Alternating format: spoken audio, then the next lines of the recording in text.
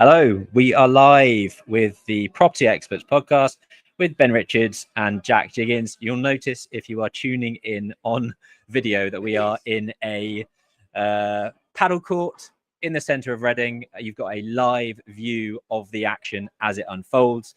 The reason that we are here is that we are embarking on a 17-hour charity paddle challenge. We started at 7 a.m. this morning. We're going to go through all the way to midnight. I think Jack and I, plus a few others, have the graveyard shift, and we'll be pulling a late one. But if you tune in regularly, what you'll normally hear is two serial entrepreneurs, property developers, business owners running through the day-to-day and the ups and downs of their weeks, sharing value, sharing experience, sharing knowledge to help you grow your business. This week, we are doing something special for charity. We're raising money for the charity Mind, and there will be donation links down below. We are at about £3,000 now. We'd love to get that up to £5,000. So if you are tuning in, please look out for the donation link and head over there and give as much or as little as you can gather. We're going to do some live Q&A in just a bit. We're going to go walk around the court, show you what's going on. And then we've got some of our team who have asked us a few questions, which we're going to ask live on air. And as always, if you're tuning in on various platforms, drop a comment down below. Ask us anything, basically. I mean, within reason. I've been told that there are a few things that we can't read out from the box of tricks. But ultimately, we will try and answer as many questions as we possibly can. So if you've got some burning questions within your business, drop them down below in the comments on whatever platform you are tuning in on. Jack? I just want to say I feel like we're commentating. I know. It really does. Lovely line shot on the backhand there by the man in green. But yeah, we're going to have a walk around. You'll probably see us on the other camera, which is obviously on court number 1. But yeah, today, so anyone listening live, you can still ask questions and we still will answer them. And what I will say is we're just going to give everyone a little bit of a quick tour around, and maybe some people might shout down the mic and say hello. So can you please comment if you can actually hear us? Because the reason that we're late, the reason that we're holding this thing is that the tech has gone horribly wrong, and ultimately we've ended up with a laptop and a boom mic. So please let us know down in the comments on whatever platform you are tuning in on. Can you hear us? Please type yes or no if that is the case. But hopefully you can. Should we head on in? Head on in. Do you want me to set that and you set that? Sure. Cool. So if we follow me on through, we're actually at the Padel Hub in Reading. So I'll give you a quick tour of the hub, which is pretty mega. There's all the team there. There's all the courts, as you can see.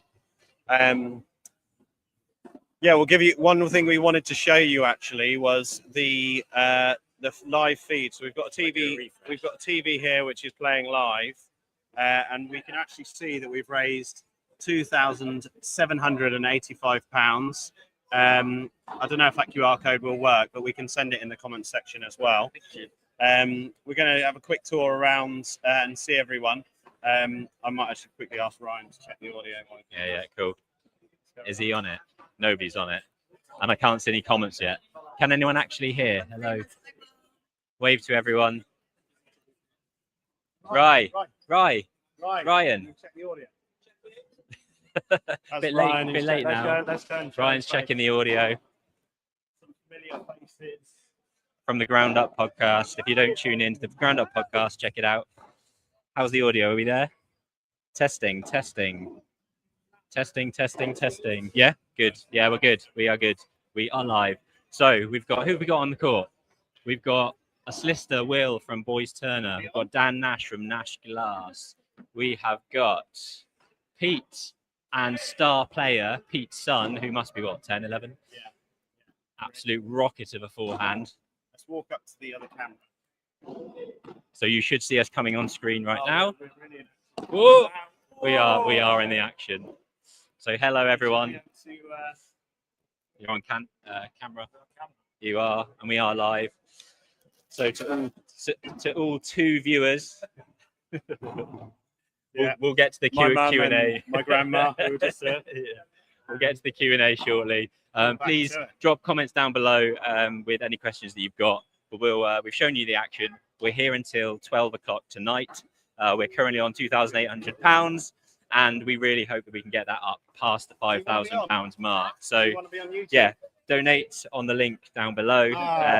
Drop any questions around business, property development, service-based businesses, property development, property investment, anything you like, and we will answer it live. We've got some pre-loaded questions which we'll jump into now. We haven't seen these at all, and I think Heather's actually stripped out a couple of the ones that we shouldn't answer, and I'll give you a taste of the type of what's the word I'm looking for? The type of childhood nature of some of the people that we've got here. Question number 1: how frequently do you take a dump? What shampoo do you use? Where did Jack get his teeth done? We'll put those ones down and we'll actually go into there are actually the genuine. Oh, are they? Oh, Yeah, I didn't read. A little bit further, there are some good questions, which I think I'll throw at Ben. Nice. Okay. So, so I do question answering, and you can start off. Yeah, go for it.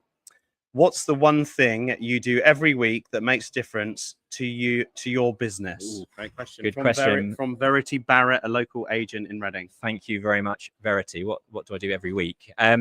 Probably something that I got from Property Entrepreneur, which I've been part of now for about a year, and they call it Sunday Sanity. And ultimately, it is setting yourself up for the week by every Sunday before the chaos begins Monday morning, looking at the top 10 things that you need to do this week to move your business forward. So writing down that list, the key actions that you need to undertake to eat that frog on a Monday morning, you know, what the phone calls that you have to make to move things forward, what tasks you need to undertake to move things forward, and lining all of that up on a Sunday where everything's fresh, where you're not getting distracted left, right, and center by your WhatsApps and your emails, and you can have a clear mind to write down the things that are going to move things on. So yeah, that'd be me. Yeah, so mine is something slightly different. So I like looking at tasks in business or jobs that you've got to do in business as almost like a daisy chain effect. So what I mean by that is if you've got a task, like you've got to give some comments back to an architect, or you've got to read a paragraph of a document and go back to a lawyer, and that action then actions them to work in their own time. So it's a bit like delegating, but with your actions, because then it has a daisy chain effect of a lot of other people pushing your business forward, because that's essentially what we're doing. I like to look at those tasks and get those done as soon as you can. And then the way I see it is then all of those 30 people that you might have gone back to that day are now busy with your work, and you could then focus on other things. Whereas if you focused on, something else that was more personal, or something that you didn't require other people to do further work beyond that, they're sat there waiting for you. So pushing tasks onto other people so that you can drive a really compounding value across those tasks. Nice, good answer. So I've got a question for you. If you have £200,000 to invest into property, what would you do knowing what you know now? Good question. This is from Robbie, I'm guessing. I'd probably do a flip. I think it is from Robbie, and he does flip, so all good. I think I'd probably split the pot and try and do a flip, and also potentially a HMO. HMO is obviously good for cash flow, and refinance it and try and get as much cash out as you can, and then flip a house. The reason I say that and not potentially into a brand new development or working with someone on a brand new development is because when you learn the process of acquisitions, raising capital with a debt provider, learning planning, learning building control, learning the construction, you then actually go through the whole experience with a smaller project. Oh, we're just sitting down. That's much better. Yeah. With a smaller project. Do you want to answer the same question? Yeah, I'll answer the same question. I think part of that cash, I mean, it only has to be a small amount, would be investing in my own education. I mean, that is what I did very early on. Some sort of mentorship program where you can get yourself in the mix with other people doing similar things, and you can learn from other people's mistakes and piggyback on their knowledge, contacts, and experience. And then the rest of it, I would probably do something similar to you. I'd split it in two. And leverage it up with bank debt to do a simple flip. With flips, you get a really good understanding, if you've not done it before, in terms of the way or how to work with builders. how to procure materials, how to spot mistakes or spot issues that electricians and plumbers might do, and you cut your teeth on something small that isn't going to really go horribly wrong, and you will learn a hell of a lot along the way. And starting at that level with 1 or 2 flips, I think would be the best way to start compounding that £200 and moving from project to project whilst learning a lot and lowering the risk whilst learning to cut your teeth on the property development process. Cool. Do you want me to ask? I'll ask the next one. Yeah. So, what age do you think you will retire? Oh, good one. I mean, hopefully next year, maybe. I don't think I will retire as such. I just think that I'll always be wanting to do something, something business-wise. I will definitely want to sort of semi-retire and probably play a bit more poker, go traveling a lot more. But I will always have something in the background that keeps my mind going, keeps me productive, keeps me talking to people, keeps me feeling like I'm sort of making a difference in certain places. So I think in short, yeah, I don't think I really will fully retire. And that's it really. Yeah, same answer. We can go on to Cool. Nice. Who won at Padel, Robbie or Jack? I think he did beat me in the last game. Nice. There you go. Cool. On to the next question. Please drop some comments down below if you are tuning in. I think all of our regulars are here. So yeah, they're not here. They're not watching. Question for you. How would someone navigating building relationships with estate agents to help find and secure deals? How would someone navigate building relationships with estate agents to help find and secure deals? I thought that would have been Verity, but I don't think it was. No. So I believe that relationship is great and having a close relationship and agent is great, but I feel it's not as important as getting deals done. What you've got to remember is what pays an investor, an agent, and that's actually getting acquisitions done, getting things over the line, retaining them on the tail end if it is a flip, and dealing with agents because their revenue comes from you structuring deals. So I think activity is really good. I think when you network with agents, you've obviously got to make sure they're within your region, looking at assets similar to what you're going to be looking at. But one of the most important things I would highly suggest is just focus on the fees. They get paid when you do deals. Be a committed buyer and prove that you're a committed buyer. Activity really helps that. And I mean, that's pretty much it. We're going to go through these now. There's one more. Yeah. Do you want me to ask this one to you? No, I'll answer it to you. So, okay, question from Yolanda. How do we engage better with valuers to get solid valuations? It's difficult. It's really, really difficult. I always say specifically with valuations with HMOs, the biggest variable I believe is the red book valuation that you're going to get at the tail end. I feel that it's a little bit more predictable with developments. So what we typically do, and I think we've talked about this on the past, so definitely search through our live video page on YouTube and search valuations, because we actually go through in detail on screen how we build a valuation deck. So what a valuation deck is us dumping all of our thoughts and figures and background data and comparables and reasoning, explanation of the project onto one PDF file. And then that gets handed over to the valuer. Before you get to that stage, I would highly recommend you lean on your broker for advice about who values are, who's good, who's bad or indifferent. I would also recommend that when you go to a valuer, ask how they're going to value it. So if it's a HMO, we typically would ask, how are they going to go around the process of valuing it? And they might say RICS valuation, or they might say a commercial yield valuation. And you really want to get comfort before instruction of how that job is being carried out. And you can often save significant fees. I know a lot of people that instruct their own valuer direct, and then they then go to a lender with the valuation in hand. So the lender's not influencing that valuation. I also know some people out there that carry out their own red book valuation and then provide that to the valuer that is doing it for the lender, which enables you to support a higher valuation. But really, really good question. Are we going to do some of the joke questions? I mean, there's quite a few that we can't do in there, really. Yeah, so let me scan through and I'll ask you one. Okay. I think this one's quite a funny one. Who wears the trousers, Jack or Ben? Who wears the trousers? I think, jokes aside, we sort of split things quite evenly. You know, we're both pretty segregated in the business in terms of like land and acquisitions is Jack. You know, design, delivery, sales is kind of my bag. You get the shit in the office a lot more than I do, so a lot of that sort of stuff I kind of just leave to you.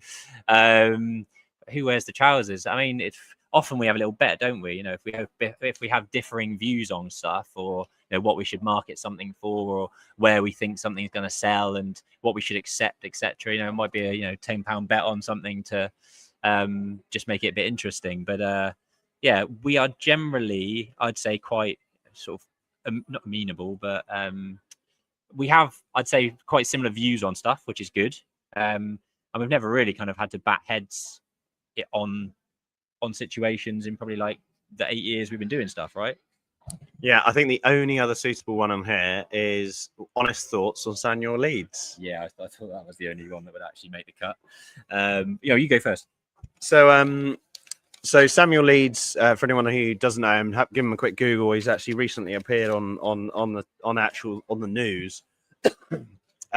But he is basically a property. You could call him a property entrepreneur. He was in property from quite a young age. I would argue that his main stream of income and his highest stream of income is probably from education. He's really good at marketing and really good at putting his brand out there. If you look at Daniel Priestley's key person of influence and getting yourself as a brand out there, he has absolutely nailed that. 50% of property investors in the UK probably know who Samuel Leeds are. And I would say less than 1% probably know who I am. So I would really vouch that he is a really good marketeer and does a really solid job of making sure that everyone knows who he is. I think some of the things he does quite rogue. I also wouldn't pay him for educational personally, because I believe that there would be definitely grey areas in development that he would struggle to offer advice in. But as far as deal sourcing, rent to rents, all of that stuff, he absolutely cleans up. But yeah, I admire what he's achieved. Don't know if we could be friends, but yeah, rate that. Cool. So semi-joke. What is a joke on really? Will Angela Rayner be a non-exec director for XP? You realize that she's been fired? Yeah, you know that today. I mean, we were talking about this earlier, and I'm slightly concerned. It feels like it could be sort of out of the frying pan into the fire. Like, who's going to come in? And ultimately, it could be someone, or it's highly likely to be someone that's even worse. So, yeah, better the devil you know sometimes. Second question, which is like a genuine question from the crew, which is nice to see. If you are tuning in, please drop some comments down below. We're running out, so we need them. Genuine question: will bionet diversity gain be ended in November's budget? What are your thoughts? No. I think it might be adjusted, but I don't think it'll be removed. Yeah, personally. I mean, how it'll be adjusted, it'll probably be loosened and it will probably be reframed and restructured. But yeah, I think obviously the recent changes that we've had, I feel like building control is getting tighter, fire compliance is obviously getting tighter with high risk building policies coming in. I think I mentioned on our channel a guy that lives opposite me, works with Barratt Homes, and a 2-year project is now a 4-year project because of the high risk building gateways that he has to go through on that site. And B&G is another one that's been very onerous and actually pretty ridiculous, and that is why it's reformatting and changing. But the way I look at it is I think they position B&G wrong and they're adjusting. As far as fire risk, I think it's going to get worse, and I think building control equally is only going to get worse. So I think B&G is just going to be reframed. Yeah, I agree to a certain degree. I was speaking to somebody yesterday, and she said that her latest B&G process for one dwelling cost her 30 grand in time, reports, assessments, etc., for a £400 cost of credits, which is just ludicrous, because the most of that cost is lost interest, sunk interest in the time and delays of going back and forth, actually providing the council with the relevant information. And ultimately, the end goal is that the credits are 400 quid, but she's had to waste 30 grand, and it's just a shit show. I don't think it will. I don't think it's going to go away. They have to adjust it. They have to relook at it. because it's just not fit for purpose. I think they should remove it completely for small developments, for small sites, and I hope that they do really seriously look at it, because the government have got a £1.5 million hole to fill in terms of housing. They need to be instigating and helping things along. And at the moment, all they're really doing is putting roadblocks in the way, costing developers a fortune. It's already hard enough without these extra it's not even an incentive, is it? Extra assessments that we have to do. And it's just going to hold up that delivery of the new homes that we need in this country. Cool. Next question. What advice do you have for someone looking to start their first small development project?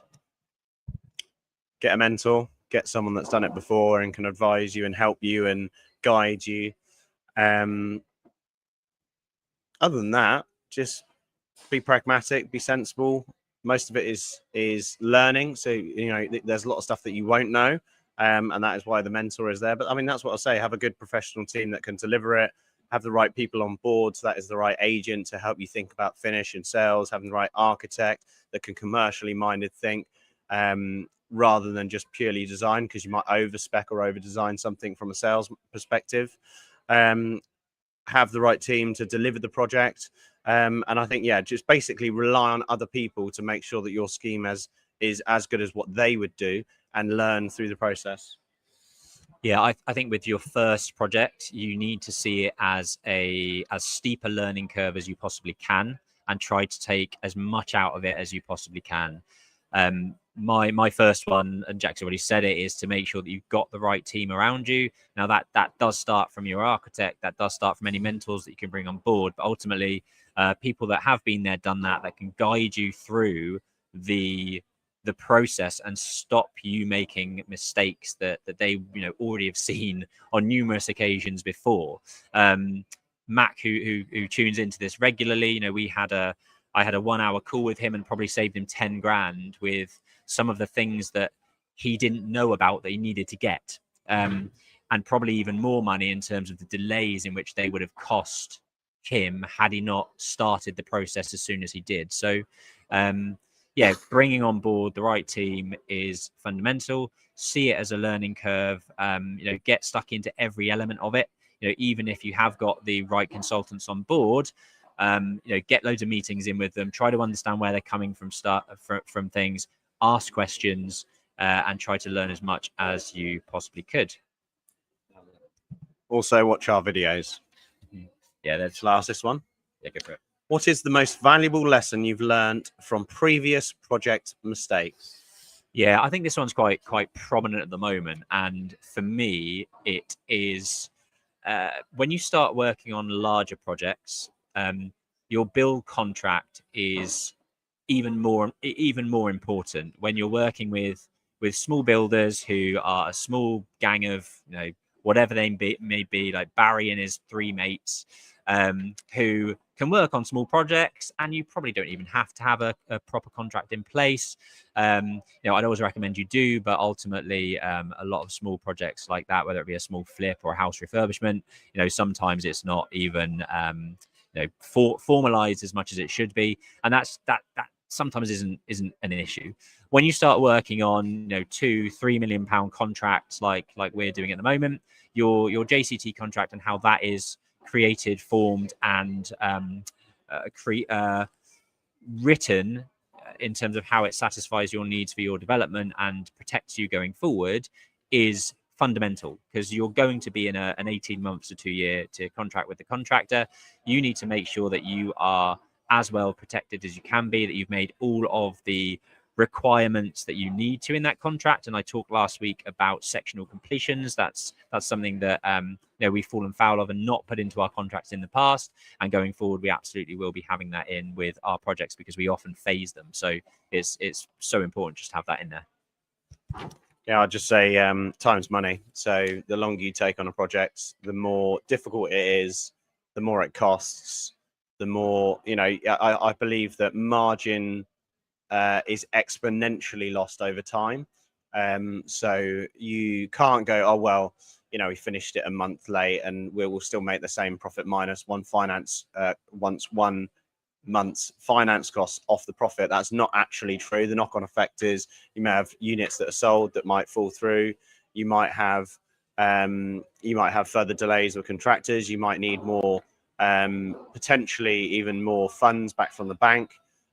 So I'd highly say that time is money.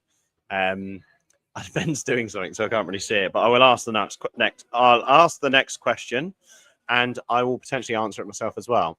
So the question was, when you were younger, what did you want to be? Now, I wanted to be a number of things throughout my childhood. I think fundamentally, I always wanted to be a business owner, but I will say a few professional roles that I also wanted to be. There was a period in my life where I wanted to be a car designer, so like designing like concept designs for cars before it went into the engineering package. Maybe one day I'll get my design book out and actually share it with everyone, because I still have those drawings. And then another one is I also wanted to be a fireman, a firefighter.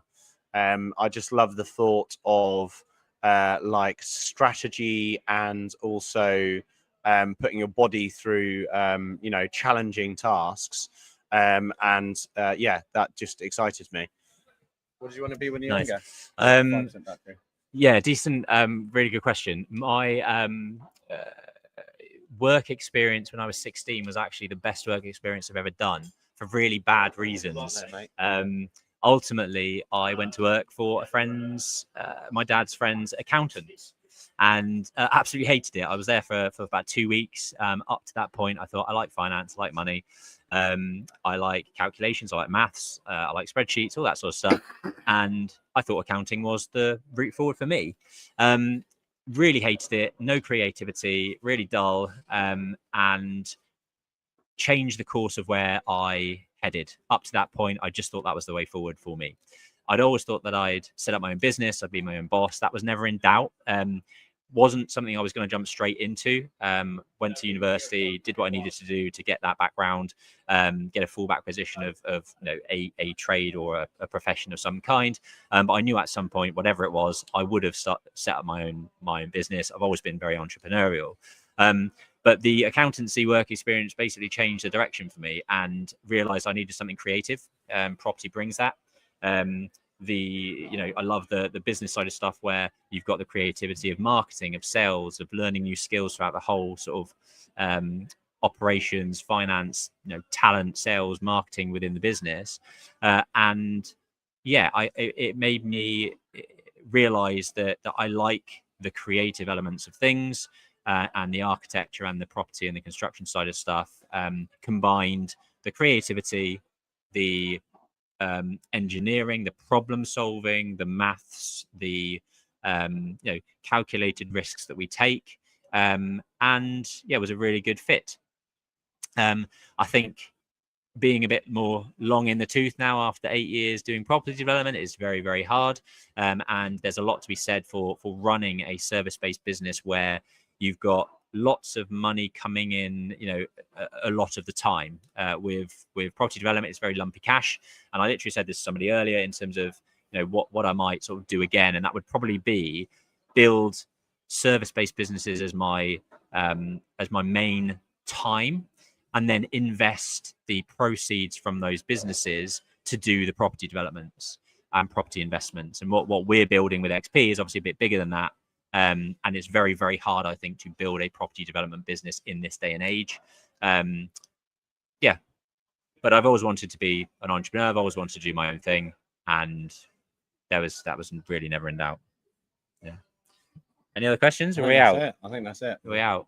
5% battery. Oh, right, fair. Do you want to do anything with this? I was just going to share the screen, and you have to load it up on StreamYard. Yeah. So I just wanted to do another shout out for the charity Padel. So we're doing this in aid of the charity Mind. Ultimately, it's for mental health awareness in the UK.